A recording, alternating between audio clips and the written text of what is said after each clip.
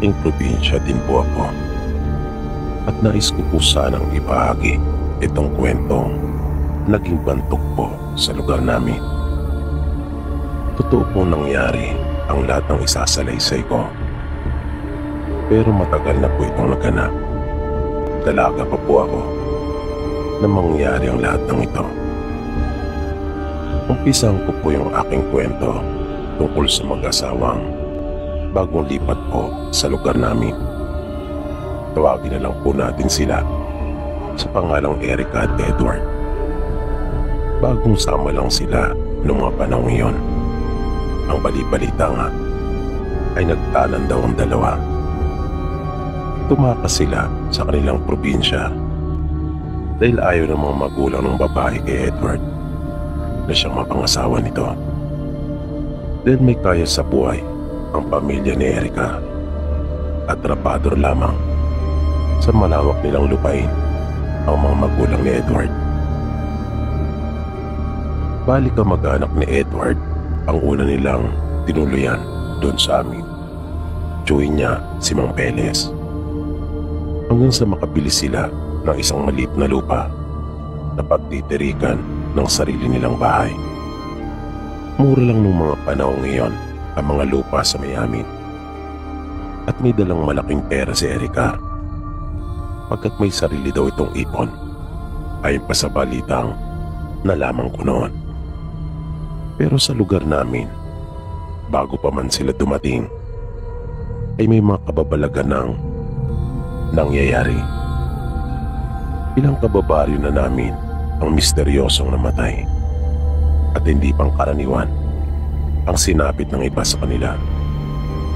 Hinalangan ng marami dun sa amin ay aswang ang gumagawa noon. Dahil sa marami silang mga sugat sa katawan at kadalasan ay wakwak pa ang kanilang mga dibdib at tiyan. Ewan ko kung nakita niyo po yung na-post na video dito sa social media tungkol sa aswang na napatay sa ibang bansa na para po nakakatulad ng mga tinatawag na lycans sa pelikulang Underworld. Ganun po ang mga aswang na sinasabing gumagala sa amin. Base na rin po ito sa paglalarawan ng iba naming kanayon na sinasabing nakakita minsan doon sa aswang. Malalaki at maskulado ang pangangatawan at higit na mas mataas kaysa mga karaniwang taga sa amin. Kaya nga sinabihan pa noon ng tiyuhin niya si Edward kung bakit doon pa nila naisipan sa amin magpunta at tumira. Ngunit katwiran naman ni Edward ay wala na siyang maisip na iba pang pwede nilang puntang mag-asawa. Sigurado daw kasi na may kalalagyan siya kapag nahuli sila ng magulang ni Erica. Dahil galit na galit ang mga magulang nito sa kanya. Kahit yung mga magulang ni Edward ay umalis na rin sa kanila at ng ibang bayan. Hindi naman sumama sila Edward sa kanyang mga magulang pagkat ramdam niya na masama ang loob ng mga ito sa kanya. Dahil hindi niya sinunod ang kanilang mga pagpapaalaala. Kung kaya, pati ang trabaho nila at kabuhayan ay naapektuhan. Katwiran pa ni Edward sa kanyang tiyuhin, kung oras mo naman na ay talagang oras mo na. At hindi daw siya sigurado kung kanya bang paniniwalaan ang ukol sa mga aswang. Dahil simulat sa pulang ipanganak siya hanggang lumakasalukuyang ngayon ay hindi pa naman daw siya nakaranas o nakakita man lang ng aswang sa buong buhay niya. Samantalang pinaniniwala ang aswang kapital ng kanilang probinsya. Ito ang probinsyang pinanggalingan nila ni Erica. Hindi naman na ipinilit pa ni Mang Peles ang kanyang paniniwala sa pamangkin. Pero nakita niya ang itsura ng mga bangkay ng kanilang mga kanayong namatay. At hindi nga ito kagagawan ng isang karaniwang tao lamang. Minsan, habang nagwawalis ng kanilang bakuran si Erica, ay may dumaang isang matandang babae na nagtitinda ng mga kakanin. Habang papalapit kay Erica ay nakatitig na ito sa kanyang tiyan. Habang dahan-dahan naglalakad. At nang mapansin siya ni Erica ay panandalian na itong huminto sa kanyang harapan at inalok siya ng paninda nitong kakanin. Isa sa mga paborito ni Erica ang pagkain, ang mga minatamis at kakanin. Gustong-gusto niya talagang kumain noon. Pero pinigilan niya ang kanyang sarili dahil hindi siya kumakain ng mga inilalako nito. Kapag hindi niya kilala ang nagluto o gumawa, ay hindi siya kumakain. Maingat din kasi siya pagdating sa mga pagkain, lalo pa nga. At hindi lang siya ang siyang kukonsumo noon, kundi pati na rin ang kanilang sanggol na nasa kanyang sinapupunan. Mahirap na dahil hindi naman niya alam kung paano ito niluto. Kaya kahit gusto niyang kumain noon, ay sinabi na lang niya sa matandang babae na siya ay busog pa. Nakakain lang daw niya ng agahan pagkat tinanghali na raw kasi siya ng gising. Sinabi ng matanda na pwede naman na mamaya na lang niya ito kainin. Kaya biglang natigilan si Erica at napaisip sa kung ano ang maaari niyang itugon sa matandang babae. At nang medyo matagalan siya sa kanyang pagsagot, ay yung matanda na lang ang siyang muling nagsalita. At kanya na lang iniba ang usapan. Tinanong niya si Erica kung ilang buwan na ang kanyang tiyan. Bagay na ikinagulat ni Erica at ipinagtaka kung paano nitong nalamang siya ay buntis. Dahil hindi talaga halata ang kanyang tiyan. Lahi kasi nila ang maliit lang magbuntis. Kaya hindi siya nakatiis at kanyang tinanong yung matanda kung paano nito nalaman na siya ay nagdadalang tao. Nangiti naman yung matandang babae at sinabing sa edad niyang iyon ay marami na rin siyang nalalaman. Nakita niya raw sa pulso sa liig ni Erica kung kaya nasabi nitong siya ay buntis. Bigla namang napahawak sa kanyang leg si Erica nang marinig ang sinabing yun ng matanda. At nagpaalam na ito sa kanya na sinabing, "Sige ining, at ilalako ko pa itong aking mga kakanin. Gusto ko pa nga sanang magtagal at makipagkwentuhan sa iyo pero hindi naman mauubos itong mga paninda ko kung mananatili lang ako dito." Pabirong sabi pa nito kay Erica habang naghahanda na para lumaga. Isang matipid na ngiti lang naman ay ginanti ni Erica sa matanda at kanya nang ipinagpatuloy ang ginagawang pagwawalis. Makalipas ang ilang sandali ay may isa nilang panayang babae ang biglang lumapit sa kanilang bakuran. At tinanong siya nito kung ano daw ang kanilang napag-usapan ng matanda. Sinabi naman ni Erica na inalok lang siya nito ng panindang mga kakanin. Biglang nanlaki ang mga mata ng babae at sumeryosong bigla ang mukha nito. Sinabi niya kay Erica na iwasang makipag-usap doon sa matandang babae na yun dahil iyon ang aswang na kanilang pinaghihinalaan. Sabi pa ng babae, aswang silang dalawa ng asawa nito. At biglang naalala ni Erica yung ginawa nitong pagpuna at pagbanggit ukol sa kanyang pagbubuntis. Biglang kinabahan si Erica at nag-alala. Kaya ng mga sumunod na araw ay iniwasan na niyang lumabas, lalong-lalo na sa mga oras na alam niyang daraan na yung matanda. Pero isang araw ay nagulat na lamang si Erica nang marinig ang isang tinig mula sa labas ng kanilang bahay. May tumatawag na sabi pa niya sa kanyang sarili. Napaisip siya sa kung sino kaya ang kanilang bisita at ano naman ang pakay nito. Laking gulat ni Erica nang kanya nang buksan ang pinto at makita yung matandang babae kasama ng dalawang bilao nito. Muli siya nitong inalok ng mga parindang kakanin. At sinabi pang nag-alala daw siya pagkat ilang araw na niyang hindi na pagkikita si Erica. Kaya gusto niya raw itong kamustahin. Baka may sakit, dala ng pagbubuntis. Na napansin naman ni Erica na patitig na naman ito sa kanyang tiyan. At baka mayroon daw siyang maitulong dagdag pa ng matanda.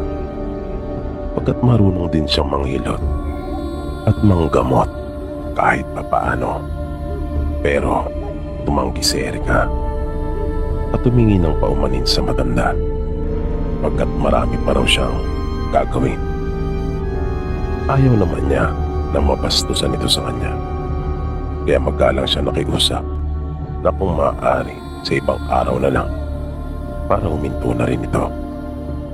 Naalala niya kasi yung mga sinabi sa kanya nung isa nilang kanayang babae tungkol sa tunay na pagkatao ng matanda at ng asawa nito. Dahil doon ay hindi na nagsalita pa yung matandang babae at malungkot na itong tumalikod at naglakad ng palayo. Doon pala nakahinga ng maluwag si Erica habang inihimas niya ang kanyang tiyan. Nang sumunod na araw ay ginulantang na naman ang kanilang lugar ng isang nakakakilabot na balita. Pagkat natagpo ang patay ang isa nilang kanayon. Ito yung babae na nakausap ni Erica na nagsabi tungkol sa lihim ng mag-asawa. Natagpuan itong patay ilang hakbang lamang mula sa bahay nito na pinaniniwalaang kinuha ito mula doon at kinaladkad palabas. At halos wala na itong dugo sa buong niyang katawan na nakalabas lahat ng mga laman loob nito. Dahil dito, pinakiusapan ni Erica ang kanyang asawang si Edward na kung maaari ay samahan na lang muna siya sa bahay at wag na munang magtrabaho. Total naman daw ay may pera pa naman sila. Pero likas na maprinsipyo si Edward kaya hindi ito pumayag. Sinabi pa niyang madaling maubos ang pera at ayaw niyang umasa sa pera na hindi naman niya pinagpaguran. Kahit pa nagsasama na sila ni Erica bilang mag-asawa. At ano na lang daw ang sasabihin sa kanya ng mga tao. Isa pa ay hindi naman totoo ang mga aswang. Paliwanag pa ni Edward sa kanya, baka may kaaway lang talaga at malaki ang galit na nagdilim ang paningin kung kaya nagawa ang ganong karumaldumal na paraan ng pagpatay. Matabil kasi. Napaka-chismosa, dagdag na sabi pa ni Edward. Sinaway naman ito ni Erica at ano ba naman raw siya. Patay na nga yung tao. Pero hindi mapigilan ni Edward ang kanyang pagkainis at pagkairita. Pagkat galit talaga ito sa mga taong matatabi lang dila. Dahil ito ang dahilan kung bakit umalis silang bigla sa kanilang probinsya nang wala sa oras.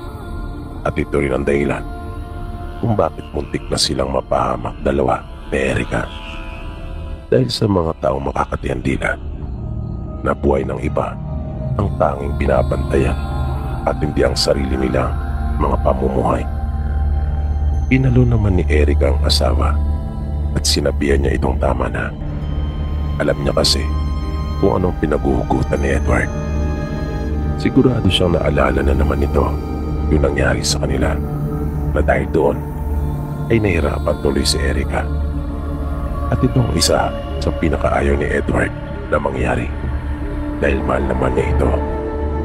At ipinangako niyang hindi ito magdadanas ng hirap sa piling niya. Pero naalala ni Erica ang binanggit ni Edward tungkol sa mga aswang na hindi totoo ang mga ito. Kaya kanyang ikinuwento ang tungkol sa matandang babae na naglalako ng mga kakaning. At ikinuwento din niya na yung karayan nilang babae ang nagsabi sa kanya na aswang yung matanda at yung asawa nito. At ngayon ay patay na ito, sabi pa niya kay Edward. Natuwa naman bigla si Edward sa kanya at sinabi, kung sakali mang totoo na yung matandang babae ang pumatay dito, hindi pa rin nangangahulugang aswang na yung matandang babae. Pinatay niya ito dahil nagkakalat ng mga masasamang balita, mga kasinungalingan at paninirang puri. At saka wala namang matibay na ebidensya, wika pa ni Edward. Magpapatuloy pa na paliwanag nito. Pero kanya maigpit na binilinan ng asawa na iwasan na lang makipag-usap kahit na kanino, lalong-lalo na kapag siya lang mag-isa at nasa trabaho si Edward. Mas maganda pa rin daw ang nakasisiguro. Sabay kanyang kinabig ang asawa palapit sa kanya. Kanya itong niyakap na maigpit at sabay hinagkan sa ulo.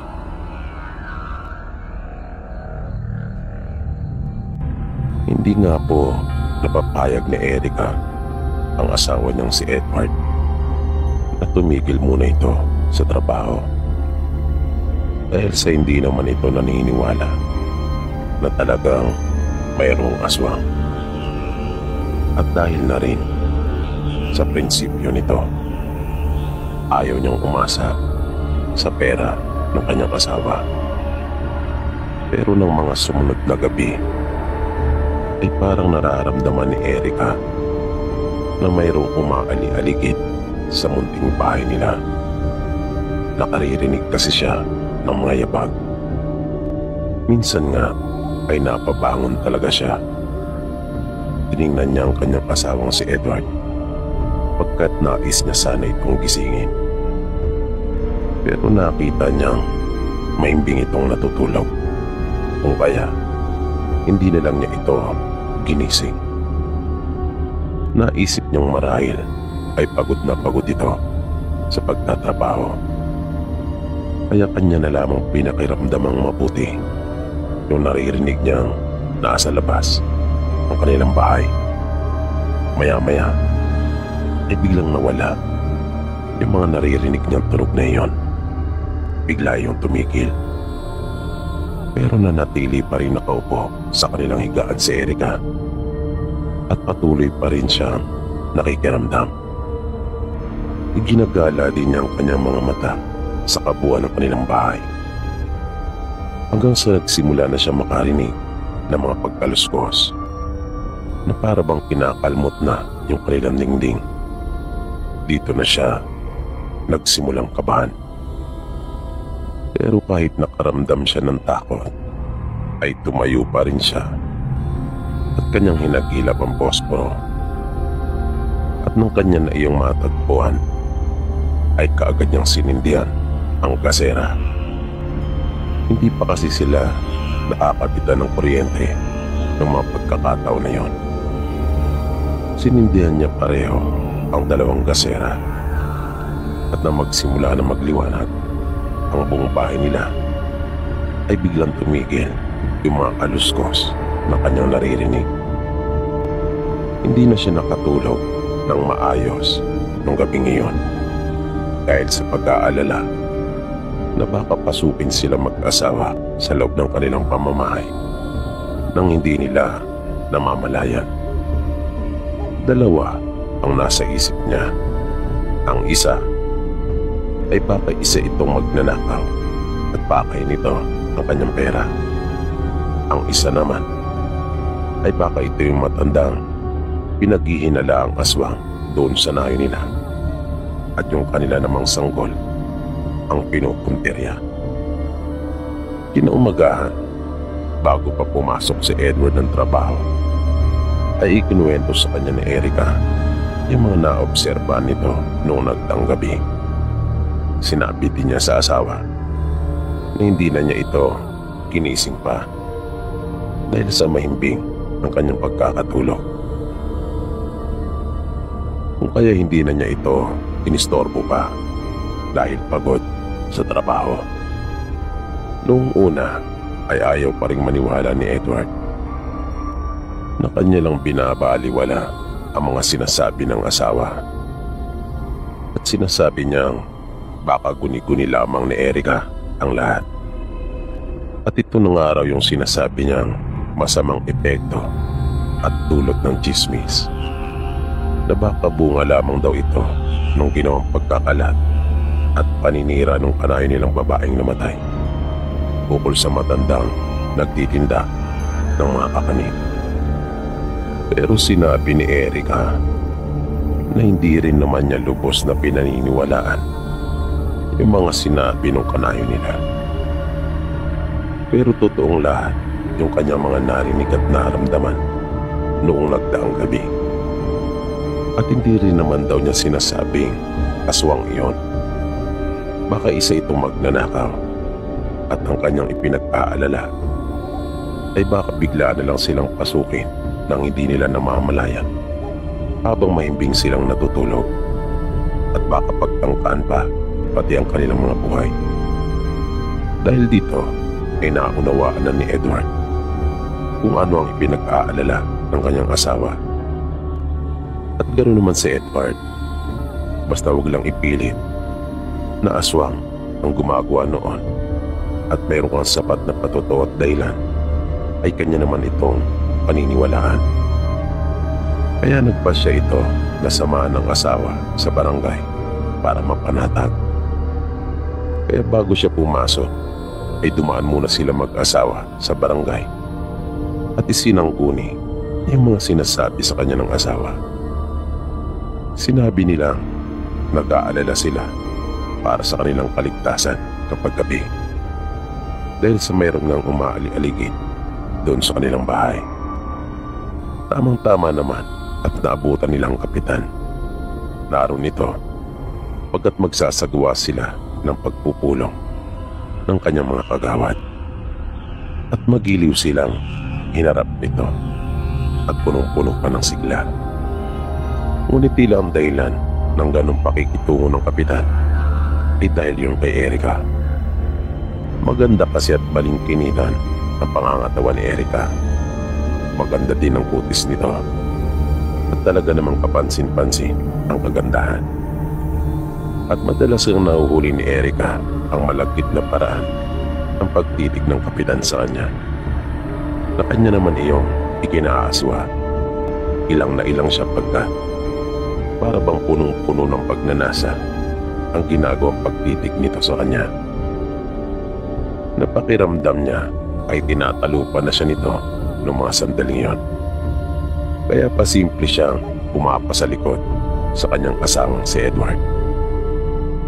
Matapos silang isang guni ng kanilang pakay, ay isiniguro naman ito magpapaikot siya ng mga tanod doon banda sa kanila. At isasama na rin daw niya kaagad sa kanilang pagpupulungan ng umagang iyon. Kung kaya natuwa naman si Edward at nagpasalamat sa maagap na naging pagtugon ng kapitan. Pero si Erica ay kanina pang gustong umalis at umuwi na. Pero hindi na lang niya iyon ipinalata kay Edward, na medyo nagtaka pa nga siya dahil kilala niyang siloso ang asawa. At ayaw na ayaw nitong tinititigan si Erica ng ganon ng mga kalalakihan. Pero noong mga oras na iyon, ay bakit wala man lang itong naging reaksyon, na para bang hindi niya iyon nakikita, gayong harap lang naman nila mismo yung kapitan. Kaya medyo na-weirduhan talaga si Erica sa mga nangyari nung araw na yon doon sa barangay. Pagkagaling nila doon, ay umuwi ng mag-isa si Erica sa bahay nila, habang si Edward naman ay dumiretso sa kanyang trabaho. Sa daan, habang bumabiyahe ng tricycle, ay nagulat si Erica nang bigla ay huminto at ang nakita niyang sumakay ay yung matandang nagtitinda ng kakanin. May mga bitbit itong pinamili na sa tingin ni Erica ay ang mga sangkap na gagamitin sa paggawa ng kanyang mga panindang kakanin. At tila nagulat din yung matandang babae nang makita siya at makatabi pa sa upuan. Pero bakas kaagad ang kasiyahan sa mukha nito. At magiliw itong nakipagkwentuhan kay Erica. Wala naman ang nagawa pa si Erica dahil sa magkatabi silang dalawa sa loob ng tricycle. Kahit pa medyo ilag siya dahil hindi mawala sa isipan niya yung sinabi ng babae na kanilang kanayon. At nadaanan pa nga nila ng kwentuhan yung tungkol sa pagkamatay noon. Nang nagbukas pa ng usapan tungkol doon ay yung matanda mismo. Sinabi pa nito, nakakaiba na raw talaga ang panahon. Laganap ng umano ang kasamaan. At kanya pang pinilinan si Erica na mag-ingat. Kanyang pinaalalahanan si Erica na kaya dapat daw itong maging mapagmatsyag sa kanyang paligid. Talasan umano ang kanyang pakiramdam. At huwag basta-basta maniniwala sa mga ipinapakita sa kanya ng mga tao na kabutihan. Mga taong kanyang nakakaharap na akala mo'y nagmamalasakit. Dahil pakitang tao lang umano ang mga iyon. Pagkat ang mga aswang ay magaling ding makipagkapwa-tao, sabi ng matanda. Mahusay daw ang mga itong manlansi. Dagdag na sabi pa nito na punong-puno pa ng emosyon ang paraan ng pagkakasabi na nakadadagdag naman lalo ng takot kay Erica. Naisip niya na naniniwala din pala'y matanda na aswang talaga ang siyang pumapatay doon sa kanilang lugar. At naisip din niya ang galing nitong umarte na para bang wala talaga siyang kinalaman. Nauna nang bumaba yung matandang babae mula sa tricycle at bago pa muli kumandar yung sasakyan ay muli itong nagpaalaala kay Erica na huwag kaagad maniniwala. Tumango lang naman si Erica pero parang baliwala lahat sa kanya ng mga sinabi ng matanda dahil sa alam niyang nililinlang lang siya nito. Nang dumating na siya sa kanilang bahay ay kaagad niya isinarang mabuti ang kanilang pinto at mga bintana. Kinutuban kasi siya na baka bigla na lang siyang punta ng matanda. Pero kung meron mang isa pang tagaroon sa kanila na nakakaalam kung sino ang aswang ay yung palaboy at sinto-sintong si Sendong. Ngunit dahil nga sa may diferensya ito sa kanyang pag-iisip, kung kaya hindi naman ito masyadong pinapansin at pinaniniwalaan doon sa kanilang lugar. Pero ayon dito, kanya umanong nakita yung aswang. Nakita niya itong nagpalit ng anyo mula sa pagiging tao hanggang maging isang ganap na aswang.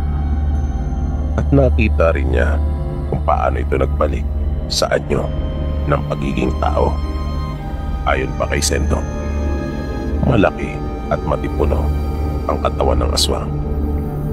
May mahaba itong uso na nakakatulad sa isang aso. Mahaba at matutulis din ang mga ngipin nito na siya nitong ginagamit sa pagpunit ng balat ng tao. Sa isang kagat, tuklap lahat. Papiro pang sabi nito kapag nagkukwento. Malakas sumano ang aswang na sabi pa niya, baka 5 tao ang katumbas. At nagtataglay din umano ito ng matitigas at matuturis na kuko na mas mahabang dihamak sa mga pangkaraniwang tao. Nang tanongin ito ng isa nilang kanayon na nakikinig sa kanyang mga pagkukwento kung may asawa din ba yung aswang, ay diretsyahan at taasan itong sinabi na meron. Gala sa buong baryo si Sendong at ang lagi nitong bukang bibig sa mga tao ay ang tungkol sa aswang na kanya umano itong nakikilala. Pero kapag tinatanong na nila ito kung sino, ay bigla itong hihirit ng katagang secret at sasabihin sa kanilang hindi niya maaaring basta-bastang sabihin dahil papatayin daw siya nito. Ngunit isang gabi, tumatakbong sumisigaw si Sendong at sinasabing naariyan ang aswang. Paulit-ulit niya itong binibigkas habang mabilis ding tumatakbo. At bigla itong napahinto nang makita ang mag-asawang matanda na nasa kanya ng harapan. Pinapasok nila ito sa kanilang tahanan at tinalok ng pagkain. Kinabukasan, nagulat ang buong nayo nila nang makita nagkalasog-lasog na katawan ni Sendong. Kinain ang laman loob nito at halos lumitaw na ang mga buto dahil sa mga malalalim na kagat. Ngunit isa sa mga kanayon nilang nagsabing nakita niya pa si Sendong na tumatakbo habang sumisigaw nung gabi. Paulit-ulit daw nitong isinisigaw ang mga katagang na andyan na ang aswang. Sinundan pa nga daw niya ito at nakita niyang pinapasok ito nung matandang mag-asawa. At dahil sa natakot na siya kung kaya, umalis na rin siya matapos niyang makitang pumasok na si Sendong sa tahanan ng mga ito. Dahil sa mga ikinuwentong iyon ng kanilang kanayon na si Mang Domeng kung kaya, nakaramdam ng matinding galit ang mga tao sa kanilang baryo. Naawa kasi sila sa sinabi ni Sendong at malaki din ang kanilang simpatya para dito. At isang lalaki ang biglang tumayo at sinabing kailangan na nilang wakasan ang pagkakalat ng lagim ng aswang dun sa kanilang nayon. Ang lalaking ito ay tatay ng isa sa mga misteryosong namatay sa kanilang nayon. At malakas din ang kutob nitong aswang din ang gumawa noon sa kanyang anak. Kung kaya dati pa ito may matindi talagang galit na nararamdaman para sa mag-asawa na siyang pinaghinala ang aswang dun sa kanila. At nagpasya na silang sugurin yung mag-asawa sa bahay ng mga ito at pagbayarin sa mga buhay na kanilang kinuha. Nagdesisyon na nga po ang karamihan sa nayo namin. Nasugurin na sa kanilang bahay yung mag-asawa. Natawagin na lang po natin sa pangalang Mang Pilo at Aling Didang dahil sa pagkamatay ni Sendong. Isa kasi sa kababaryo namin ang nagsabing nakita niyang pumasok si Sendong sa bahay ng mga matanda nung gabing bago ito mamatay. Kaya gano'n na lang ang galit ng marami sa mag-asawa, lalo na yung mga namatayan na rin ng kaanak na silang itinuturong salarin. At sa halip na pumagitna o pigilan ng kapitan ng kanyang mga kanayon, ay nanatili lang itong tikong at walang ginawa. Na sa halip pahupain ang mga kababaryo niya, ay may mga binanggit pa ito na siyang nakadagdag kato sa bugso ng damdamin na kanilang nararamdaman. Kaya sa halip na maapula yung naglalagablab nilang damdamin, ay mas lalo pa yung nag-alab at nagliyab. At kanilang ang sinugod sa bahay yung mag-asawa. Nagulat ang mga ito nang dumagsa mga kanayon sa kanilang bakuran. Bitbit ang kanilang mga sipat at kung ano-ano pang sandata. Sinubukan ng dalawang matandang tumakas mula sa nagngangalit nilang mga kanayon. Ngunit dala na rin ng katandaan kung kaya kapwa sila mahinanan. At sa kasawiang palad ay natapilok pa si Aling Didang. Ayaw sanang iwan ni Mang Pilo ang kanyang asawa pagkat nakikinita-kinita na niya kung anong mangyayari dito. Pero pilit siyang pinaalis ni Aling Didang at nakiusap ito sa kanyang iwan na lamang siya.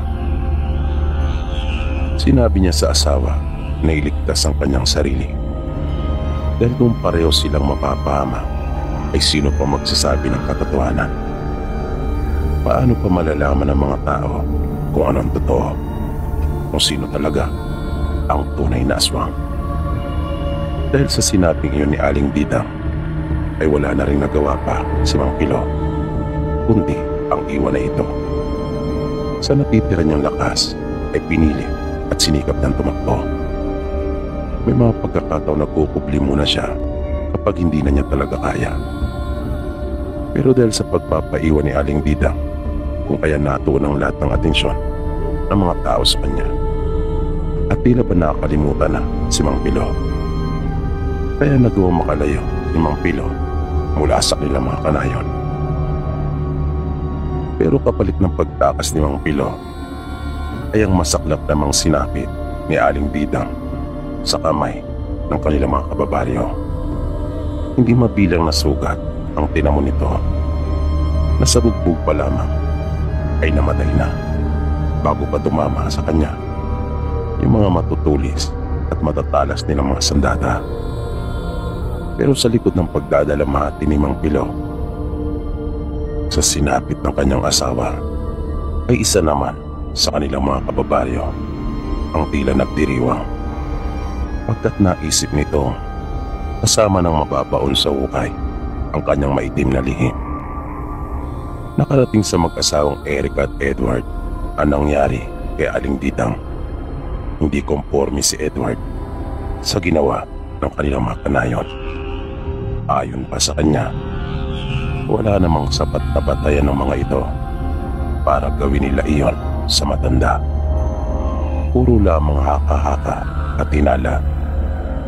Ganun din ang nararamdaman ni Erica na dapat nga sana ay mapapanatag na siya. Dapat niyang ikatuwa ang pangyayaring iyon. Pero bakit ganon? Wala siyang maramdamang saya nang malamang nasawi na si Aling Didang. Sa halip, para pa siyang nabagabag dahil sa sinabi ng matandang babae. Lalo na nang maalala niya yung mga ginawa nitong pagpapaalaala sa kanya. Naalala niyang bigla yung mga sinabi nito punong-puno ng pagmamalasakit para sa kanya at sa dinadalang sanggol. Nang buong akala niya nung una ay paimbabaw lamang at may masama talaga itong balak sa kanilang mag-ina. At bigla na lang silang natigilang mag-asawa. Biglang naudlot ang pagbumuni-muning ginagawa ni Erica nang may marinig silang tinig mula sa labas ng kanilang bahay at nananawag. Napapasaklolo ang boses. Humihingi ito ng tulong. Agad namang lumabas si Edward at nakita niya ang isang matandang lalaking hapong-hapo. Agad niya itong pinapasok sa loob ng bahay nila. Nang sabihin nito, may mga umahabol sa kanya. Pinaupo niya ito at kinuna ng tubig. At nang makahinga na ito ng maluwag, ay saka nagtanong si Edward sa matanda tungkol sa kung ano ang nangyari. Sinabi ng matandang lalaki na si Mang Pilo na nagulat na lamang sila mag-asawa nang makita nilang may mga taong paparating at pinagtangkaan ang kanilang buhay. Nakaligtas siya pero ang kanyang asawa ay naiwan at sigurado daw siyang napahamak na ito. Sabay napahugulgul na yung matanda. Nagkatinginan silang mag-asawa at mas pinili na lang nilang wag sabihin ang totoo nangyari sa asawa nito. Kahit pa nabalitaan na nila ang ukol doon. Pero naalarma pa rin si Erica dahil sa asawa pala ng matandang babae yung kanilang kaharap at kausap. Ngunit nawala din bigla ang kanyang pag-aalala at pangamba nang paulit-ulit na sabihin nitong hindi naman sila aswang na mag-asawa at wala umano silang kinalaman sa mga karasang nangyayari sa kanilang nayon. At nagulat sila mag-asawa nang tahasang sabihin nito kung sino talaga ang aswang. Walang iba kundi ang kapitan ng kanilang baryo. Pag-aamin pa ni Mang Pilo, matagal na nilang alam na mag-asawa ang ukol dito. Nahuli daw kasi nila ito minsan na magpalit ng anyo. At kahit si Sendong ay alam din ang ukol sa maitim na lihim ng kapitan. Pero pinakiusapan daw sila nito na huwag gagawa ng anumang ingay tungkol doon. At bibigyan na lamang daw sila ng tulong. Kung kaya nagagawa pa raw nila makapamuhay na mag-asawa dahil doon, pagkat binibigyan sila ng pera ng kapitan kapalit ng kanilang pananahimik. Libangan na lamang daw kasi ng kanyang asawa ang paggawa ng mga kakanin. Mula kasi nang mabaling sa kanila at pag inalaan sila ang aswang, ay wala naman ang bumibili pa sa mga paninda ng kanyang asawa. Kahit anong pilit pang pag-aalo ang gawin nito. Pagkat natatakot na mahawa ang mga kanayo nila, sa pagkakalang sila nga talagang mag-asawa ang aswang. Biglang nakaramdam si Erica ng kirot sa kanyang puso. Parang bigla siya na konsensya. Ramdam niya yung makahulugang tingin na ipinukol sa kanya ng asawa. Nakaramdam siya bigla ng hiya sa kanyang sarili. Naawa siya sa matandang mag-asawa pero kahit ano pang gawin niya ay wala na rin magbabago pa. Hindi na niya maibabalik ang buhay ni Aling Didang. Pero bigla nangintab ang kanyang mga mata at tila nagalak ang kanyang puso nang mayroong sumagi sa kanyang isipan. Hindi, may magagawa pa ako, nasabi niya sa kanyang sarili. Nasa abot daw ng kanyang makakaya ay poprotektahan niya si Mang Pilo at gagawa siya ng paraan para mapagbayad ang totoong salarin. Sisikapin niyang mabunyag ang buong katotohanan at bibigyan niya ng hustisya ang pagkamatay ni Aling Didang. Pero hindi niya kaagad napapayag si Edward nang sabihin niya dito ang kanyang plano. Ayaw kasi ng asawa niya ng gulo. Kaya ang araw kahit mahirap at labag sa kalooban nitong iwan ang kanilang probinsya at mga ibang bayan sila mag-asawa ay kanyang ginawa para lang makalayo sila ni Erica at makaiwas sa gulo. Pagkat hindi ganun ang nais niya para sa kanyang asawa. Dahil gusto niya itong maging masaya, maging maligaya sa piling niya.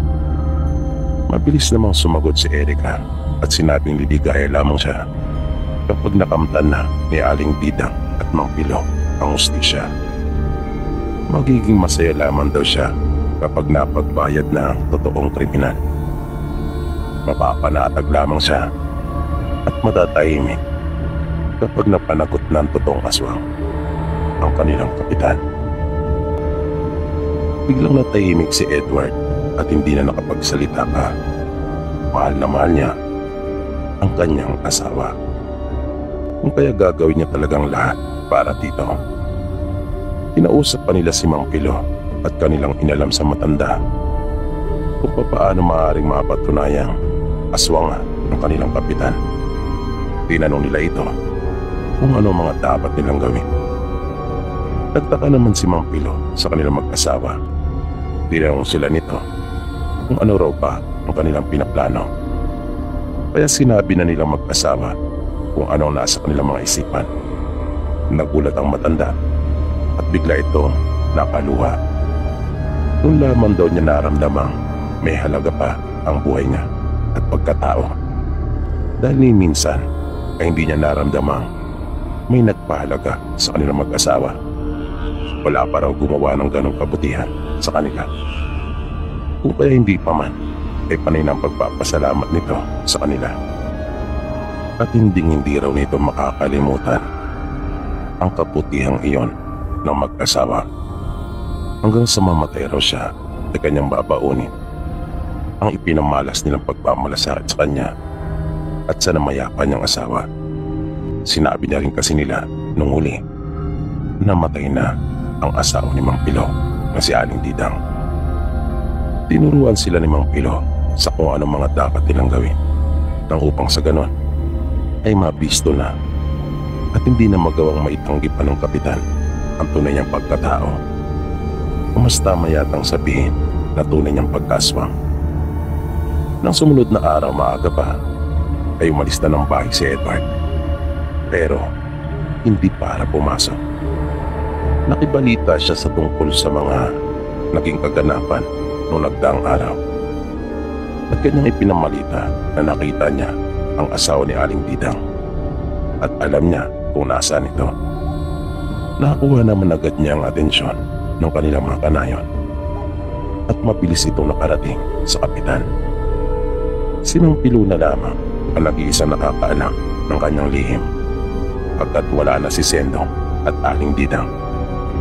Kaya kapag nagawa niyang mapatahimik si Mang Pilo ng tuluyan ay wala nang sino mang nakaalam pa ng lihim nito. Makakalaya na siya sa banta ng pagkapisto. Kaya dali-dali ito nagpunta kung saan naroon si Edward kasama ng iba nilang kanayon. At nais niyang malaman ang iba pang detalye kung paano niya makikita si Mang Pilo. Kaya pagdating niya doon sa umpukan ay kaagad niyang kinausap si Edward. Nagpresenta pa nga ito na magsasama ng mga tanod at sila na ang uhuli kay Mang Pilo. Pero ayaw naman pumayag ng mga kanayon nila na hindi makasama mga ito. Kung kaya, biglang nagkagulo at nagkaroon ng mga pagtatalo.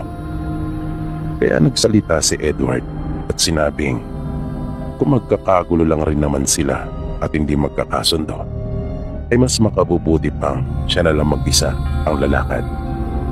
At kanyang iharap sa kanila si Mang Pilo. Nayabangan naman ang kanyang mga kanayon at tila ba nasaling ang kanilang mga pagkalalaki. At para mas tumindi pa ay hinamon sila ni Edward ng pustahan. Kung kaya sumigi naman ang mga ito, umabot sa malaking halaga ang pinagsama-samang pusta ng kanyang mga kanayon. Dagdag pang malaking perang ipinato ng kanilang kapitan. At isa pa sa mga ito ang nagsabi na kapag hindi nagawang mahuli ni Edward si Mang Pilo, ay ihanda na raw nito ang kanyang asawa. At sinusugan pa iyon ng kanilang kapitan na may malaki talagang pagnanasa para kay Erica. Nagpanting naman kaagad ang tenga ni Edward, pero pilit niyang pinakalma ang sarili dahil masisira ang kanilang plano. Sa halip ay sinagot ng dalawa at sinabing payag siya, pero sa isang kondisyon na kapag kanya namang nahuli at naiharap sa kanila si Mang Pilo, ay buhay naman nilang dalawa ng kapitan ang kapalit. Bagay na hindi nila nagustuhan pareho.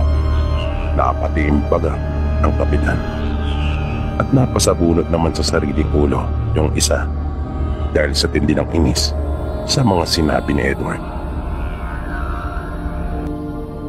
Nagdesisyon nga si Erica na tulungan si Mang Pilo na makamit nitong hustisya para sa nangyari sa kanyang asawa. Dahil mahal na mahal ni Edward ang asawa, kung kaya nagpasya din siya na ito ay tulungan. Kaya umisip sila ng paraan at nagkaroon pa nga ang kaunting sagutan sa pagitan nila Edward at ng kapitan, pati na ng isa nilang kababaryo, pagkat duda umano sila sa kakayahan ni Edward na maiharap sa kanila si Mang Pilo dahil sa inaakala nilang ito ay isa ring aswang. Wala silang kamalay-malay na nasa bahay na nila Edward si Mang Pilo at mayroon silang binabalak. Pero tuso din ang kapitan, kung kaya kanyang pinusundan sa kanyang mga tauang tanod si Edward.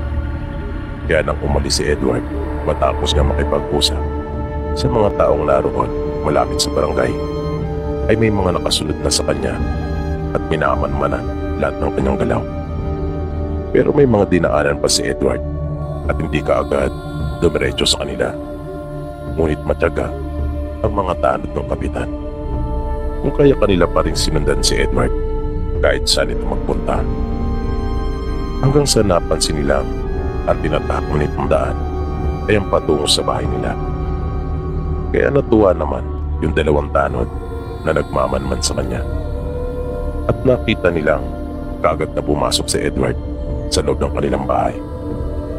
Kumahanap pa ng magandang pwesto ang dalawang tanod upang makita ang mga nangyayari sa loob ng bahay nila Edward. At ilang sandali pa ay natigilan sila pagkat nakita nilang naroon si Mang Pilo na nakaupo. Kaya nagmamadali silang umalis na kagad doon sa lugar upang maipagbigay alam kagad sa kapitan ang kanilang natuklasan. Pagdating nila sa barangay ay naabutan nilang kumakain na si kapitan kasama ng iba pa nilang mga kasamang tanod. Kaya mabilis na rin silang kumuha ng pinggan at kutsara upang humapol sa pagkain. Pero habang sumasandok ay buong kasabi kanilang ipinalita sa kapitan yung kanilang nadiskubre. Pagyayabang pa ng isa sa mga ito, lubos daw na ikasisiyan ni kapitan yung kanilang ipapalita sa kanya. Kaya biglang natigilan yung kapitan Hindi na muna nito itinuloy yung pagsuko at napatingin sa tanod niyang nagsasalita. Dagdag pa ng isa, dapat daw ay painumin sila ni Kapitan dahil sa maririsolba na ang problema kinakaharap ng kanilang lugar. Nakatingin lang sa kanila yung Kapitan at hindi kumikibo. Hinayaan lang niya magsalita yung dalawa at hindi pa rin siya nagtatanong tungkol sa mga sinasabi ng mga ito. Pero nang tila mapuno na ang Kapitan sa puro kayabangang sinasabi ng dalawa, ay naiirita nitong sinabi na bago ngumawa ng umawa at magyabang, ay kanila na raw munang sabihin kung ano yung sinasabi nila na kanilang natuklasan. Bigla namang natakot at nataranta yung dalawa. Kung kaya nagkaabulol-bulol pa ng kanilang sabihin, nakita nilang naroon sa bahay nila Edward si Mang Pilo.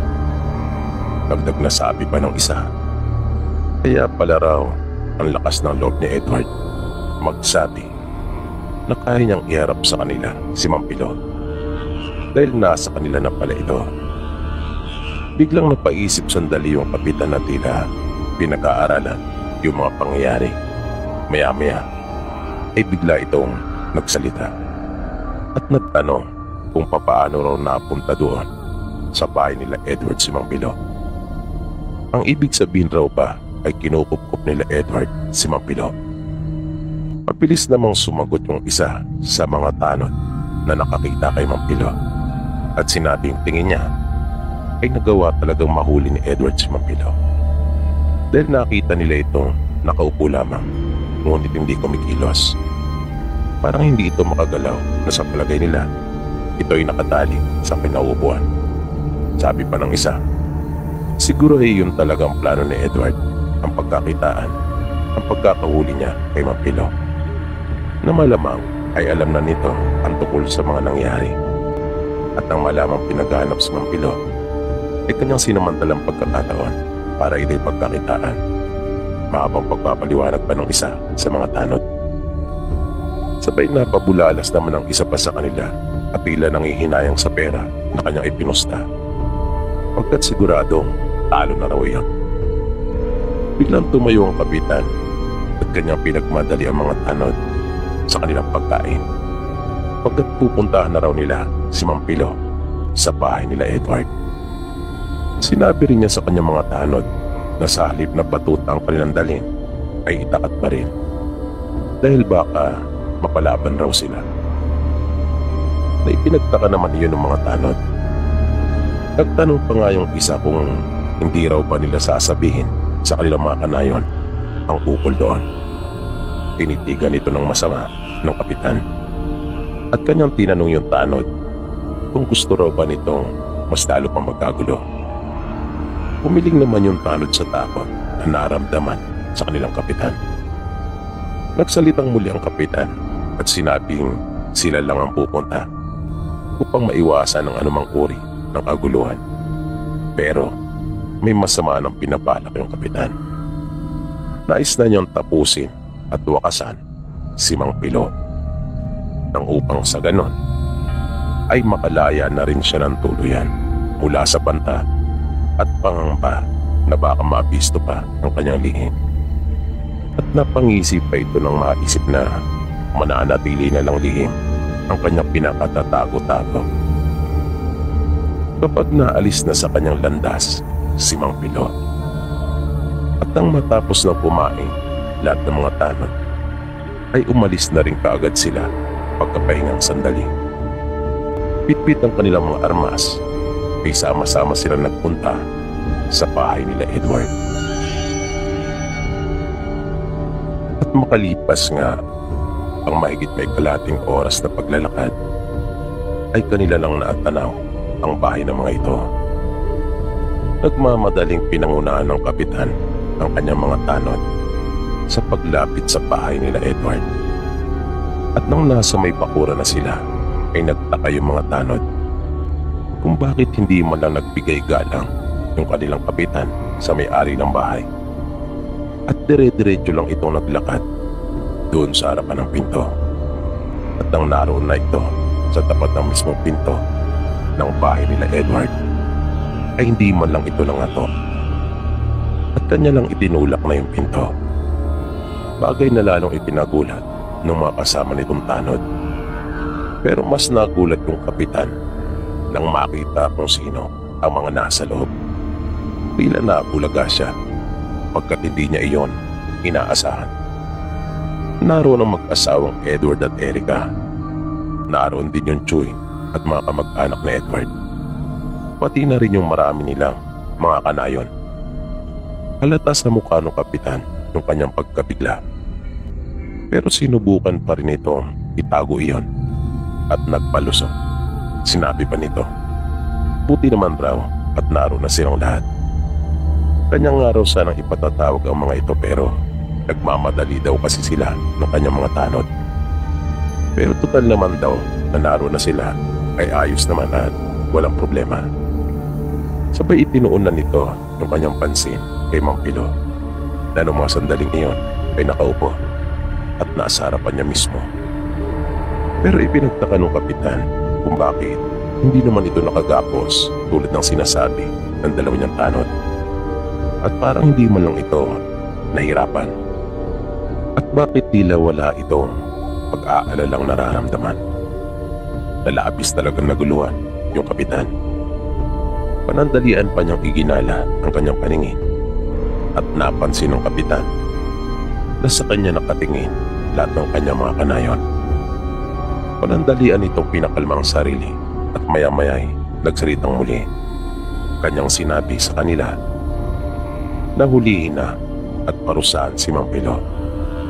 Kailangan daw nitong pagbayaran lahat ng mga ginawa laban sa kanilang mga taganayon. Pero ni isa ay walang kumilos at masamang nakatitig lahat sa kanya. Maya-maya pa ay nakaramdam na yung kapitan ng kakaiba at matinding init sa kanyang katawan. Ilang sandali pa ay nagsimula na rin itong mga na hindi niya alam kung alin ang uunahin. Hindi na siya mapakali sa kanyang kinatatayuan. May mga pagkakataong gusto na niya sanang lumabas pero sa tuwing lalapit ito sa pinto ay aatras at babalik sa dating pwesto. Makailang ulit niya iyong ginawa na talagang siya hindi mapakali. Na gustong gusto na talaga nitong makalabas. Pero may kung ano pumipigil sa kanya. Kung kaya hindi niya magawang makalabas. Yun pala ay may mga walis tingting na palang iniharang sa likod ng pintuan. At pinudbura na rin pala ng asin ang palibot ng bahay.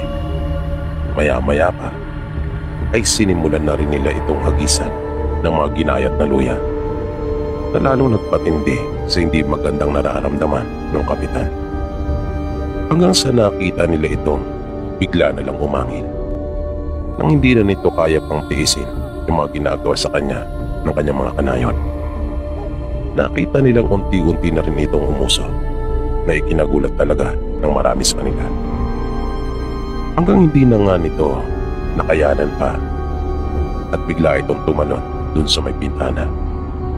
Pero nakaabang na rin pala sa labas ang mga kaanak ng mga nabiktima nito. At nang marinig nila ang mga sigawan ng mga taong nasa loob ng bahay, ay mabilis silang naalerto.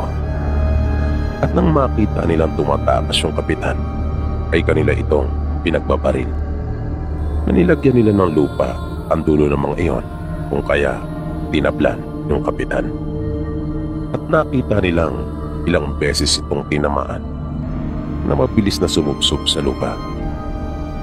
Nang kanila itong lapitan, ay napansin kaagad nilang hindi na ito gumagalaw. Kanila itong itinihaya at tumambad sa kanila ang nakakatakot at kakaibang mukha ng kapitan. Tirik ang mga mata nito at nakalawit ang mahabang dila.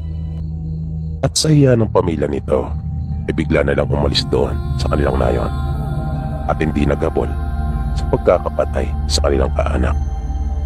Lubos naman ang pagsisisi ng marami sa kanila nang malamang hindi pala talaga aswang sila Aling Didang at Mang Pilo. Buti na nga lang at may naisip na magandang plano ang mag-asawang Erica at Edward.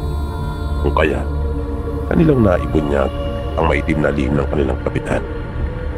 Kinausap na pala ng masinsinan ni Edward yung kanilang mga kanayon at pinapunta sa bahay nila. At nang naroon na sila, ay kanyang pinatunayan sa kanila na hindi talaga aswang si Mang Pilo, maging ang asawa nitong si Aling Didang. At kanila nang ipinagtapat na mag-asawa sa kanilang mga kanayon kung sino talaga ang totoong aswang. At kaya nila iyong patunayan sa kanila. Bigyan lamang sila ng pagkakataon at magtiwala. Kaya ganun nga ang kanilang ginawa. Nang dumating ang kapitan, ay nakita nila ang naging reaksyon nito at mga ikinilos nang simulan na nilang gawin ang mga bagay na kontra para sa mga aswang. Kaya nga masasabi ko, mahirap talaga kung minsan ang basta na lang maniniwala sa mga sabi-sabi. Mahirap din itiwala sa pamamagitan ng panlabas na anyo ang ating mga pagpapasya at panghusga. Na wala kaming kamalay-malay noon na yung mismong kapitan na pala namin ng aswang